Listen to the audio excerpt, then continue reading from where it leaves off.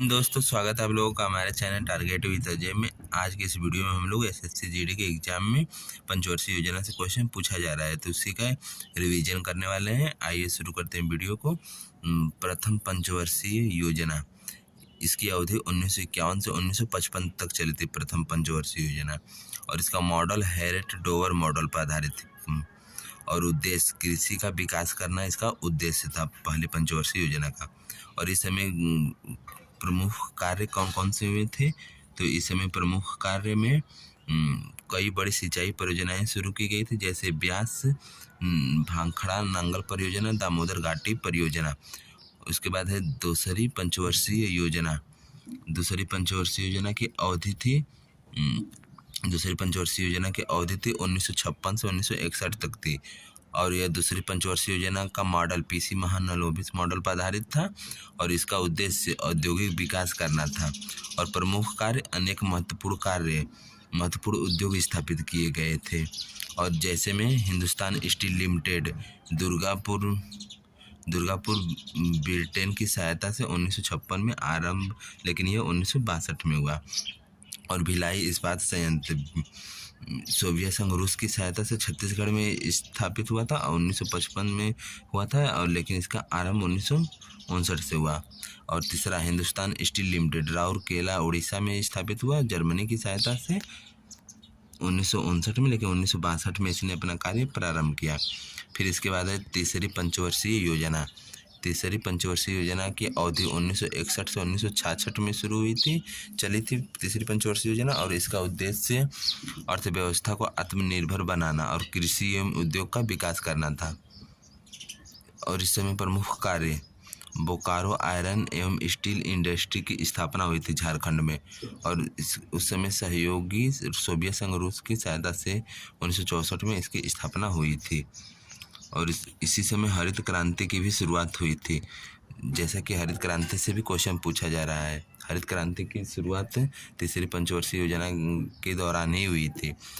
हरित क्रांति भारत में हरित क्रांति के जनक MS स्वामीनाथन है, लेकिन विश्व में हरित क्रांति के जनक नॉर्मन बोरलॉग हैं। और भारत में हरित क्रांति से सर्वाधिक प्रभाव गेहूं और चावल की खेती पर पड़ा था। और इसके बाद सबसे असफल योजना जानते हैं और कारण सबसे असफल योजना यही रही थी तीसरी वाली। भारत चीन से युद्ध हो गया था 1962 में, फिर उसके बाद भारत और पाकिस्तान से युद्ध हो गया था 1965 में, फिर उसके बाद भीषण सूखा पड़ा था 1966 में, इसलिए यह सबसे असफल योजना मानी जाती है तीसरी पंचवर्षीय योजना।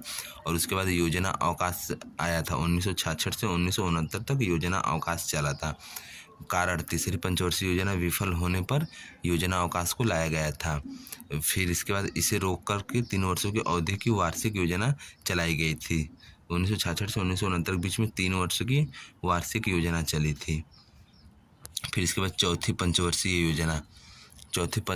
योजना जो है इसकी अवधि 1969 से 1974 तक चली थी और यह इसका मॉडल DR गॉडगिल मॉडल पर आधारित थी चौथी पंचवर्षीय योजना। और इसका उद्देश्य स्थिरता के साथ आत्मनिर्भरता, कृषि तथा सिंचाई पर महत्व दिया गया था। और उस समय इसके प्रमुख कार्य क्या क्या हुए थे, तो उस समय प्रमुख कार्य 14 बैंकों का राष्ट्रीयकरण हुआ था 19 जुलाई 1969 को और इसरो की स्थापना भी हुई थी चौथी पंचवर्षीय योजना के दौरान ही।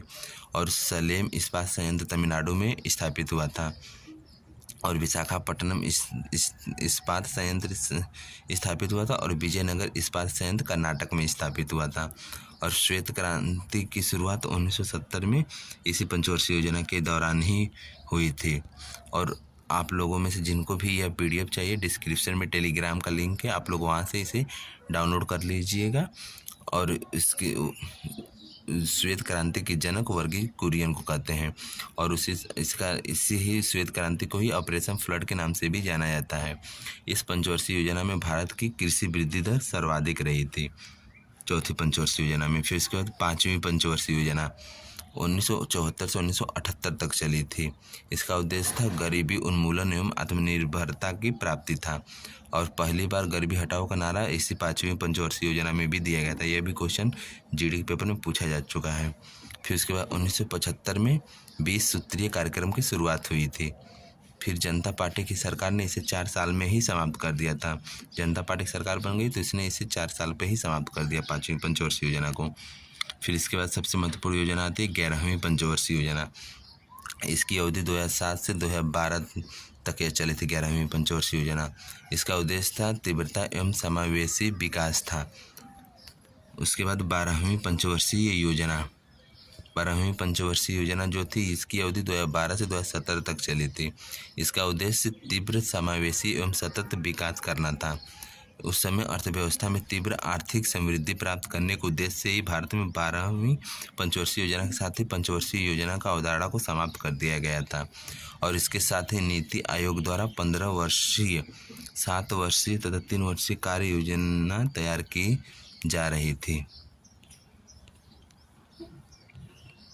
हम लोगों का पंचवर्षीय योजना के टॉपिक का रिवीजन हो चुका है। और जिनको भी यह PDF चाहिए आप लोग डिस्क्रिप्शन में टेलीग्राम का लिंक है, आप लोग वहाँ से इस वीडियो को डाउनलोड कर लीजिएगा। और हाँ, एग्ज़ाम में जाने से पहले एक बार इस वीडियो को ज़रूर देखिएगा। इससे क्वेश्चन SSC GD के एग्ज़ाम में पूछा जा रहा है। और मिलते हैं नेक्स्ट वीडियो में। धन्यवाद।